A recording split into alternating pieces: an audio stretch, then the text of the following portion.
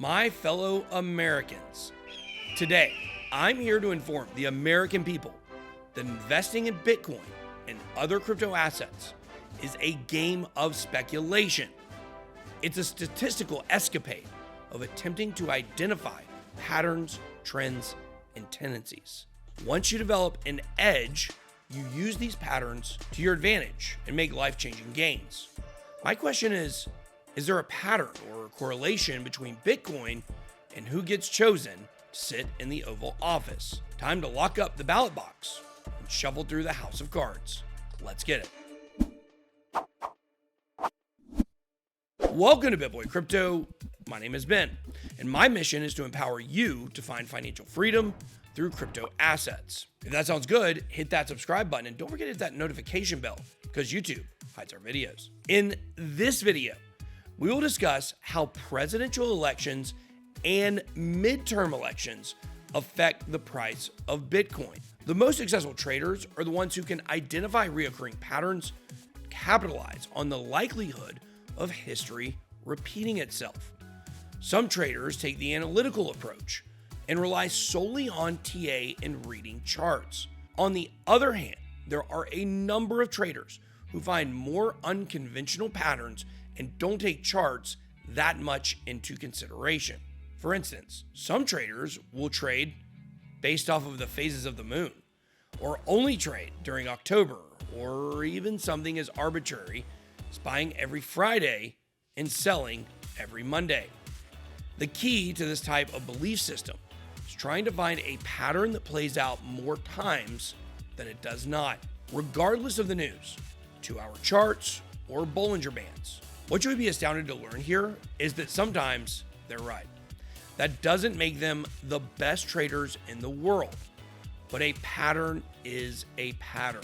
The famous Jay-Z once said, "But even a broken clock is right at least 2 times a day." Understand that at the end of the day, the charts you look at are only a reflection of human emotion. When people are really emotional, there's blood in the streets.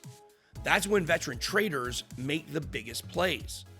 How can you use this to your advantage? Well, there's an array of things that make people emotional, but in America, what gets people more fired up than elections? In statistics, it's difficult to make a completely accurate assumption about anything without a cluster of data. There are only 3 major elections to go off of in the lifespan of Bitcoin, so be cautious using this as a definitive green light because there's not a large cluster of data. Also keep in mind that correlation is not causation.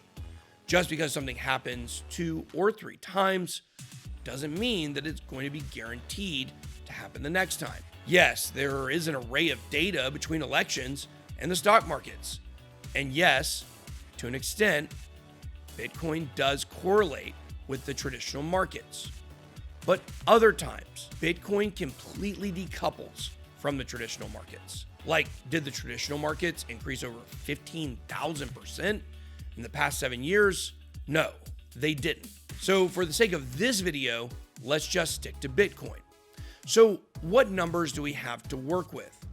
We have the 2012 election when Obama defeated Romney, the 2016 election when Trump defeated Clinton, and the 2020 election when Biden defeated Trump.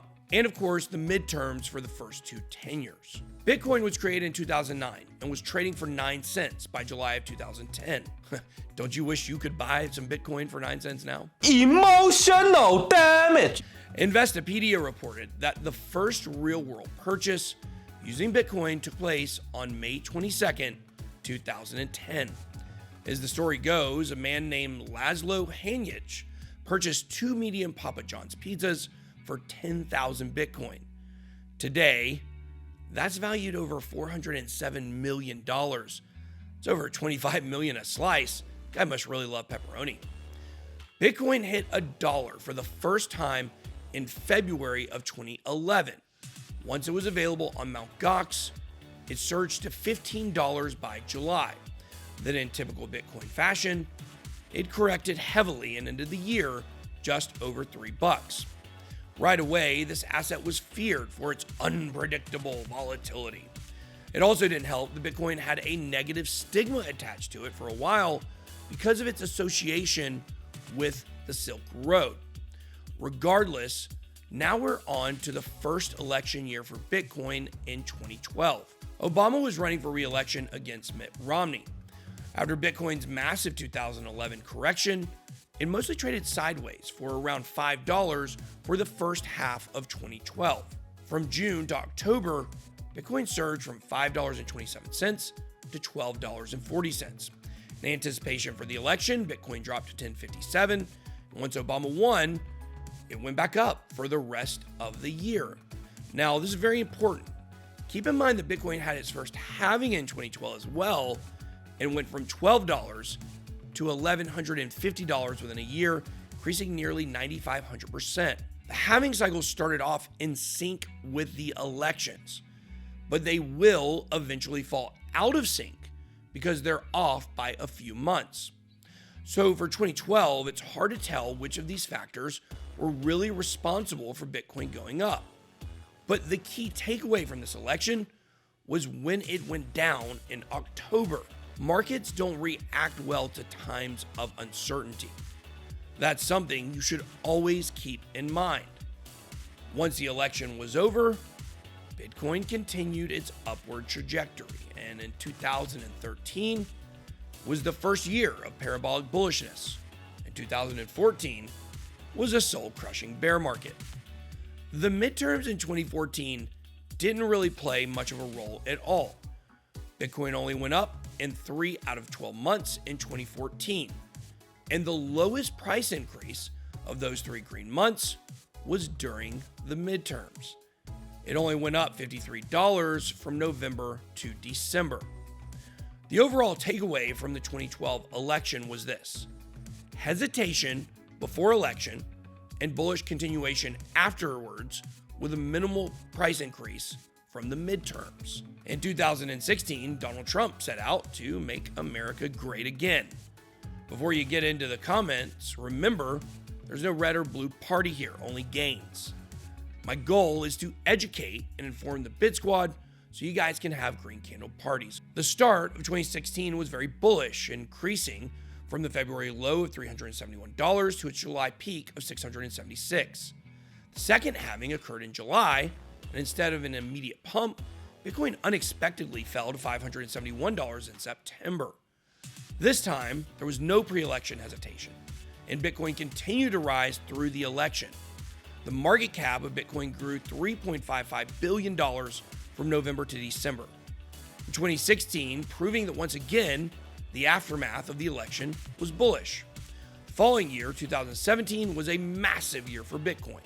From year in to end, it went from just under $1,000 all the way to $13,412. Wish Bitcoin could 13x every year. That would be nice. Just like 2013 was a bull and 2014 was a bear, 2017 was a bull and 2018 was a bear. Maybe there's a pattern there? Unfortunately, Trump's 2018 midterms were bearish. The price dropped over $2,100 from November to December, and the market cap lost over $4.5 billion. Overall takeaway so far, 2 bullish elections, 1 sort of bullish midterm, and 1 bearish midterm. So now we're on to the third election in Bitcoin's lifespan, when Joe Biden defeated Donald Trump. Now, 2020 was a very bullish year for crypto, with 8 out of the 12 months being green months, and the year as a whole was in an overall upward trajectory. Just like in 2012, there was a pre-election hesitation, except this one came a month sooner than we've seen before. The price of Bitcoin continued to surge through the November election, when the price was just under $14,000. That surge continued well into 2021, with a 63K all-time high in April. From November to December 2020, almost $175 billion was added to the market cap, proving we're 3 for 3 in bullish presidential elections. That sounds like a pattern to me.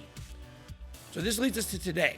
The next midterm elections will be on November 8th this year, and it remains to be seen if there is a pattern with the midterms or not. This one could be the tiebreaker. The next presidential election will be on November 5th, 2024. We don't know for sure if this will be the 4th consecutive bullish election or not, but we can count on it being an emotional one for sure. Newsweek already released an article that shows 3 in 5 Americans fear violence will ensue as a result of the next election. These emotions will translate in the charts, and it's our job to use that to our advantage. I mentioned before that emotional decisions are often referred to as mistakes. Don't focus on your feelings, focus on the statistics. Last year, it was estimated that 14 to 16% of Americans own crypto. That number is now 22%. Between 2012 and 2020, Bitcoin increased 193,639%. God bless statistics, God bless Bitcoin, and God bless America. That's all I got. Be blessed. Good boy out.